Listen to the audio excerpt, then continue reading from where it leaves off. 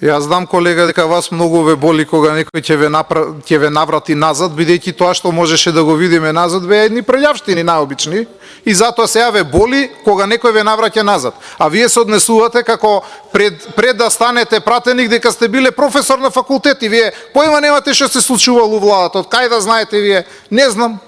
Јас не бев ништо. Не, јас не бев заменик министер на владата, заменик премиер.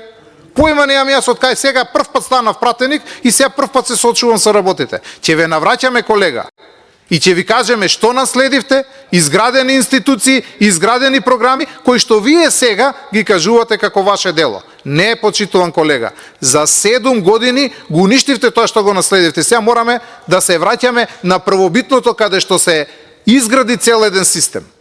1 милиарда имавте долгови за субвенции, ние ви ги исплативме тие 1 милиарда долгови, затоа за субвенции да не коментираме. Повторно ќе повторам, земјоделците нека спијат мирно, се што ќе насадат согласно со програмите ќе им биде исплатено, не е ова времето на СДСМ. Заврши времето на СДСМ, се вратија нормалните услови. Благодарам.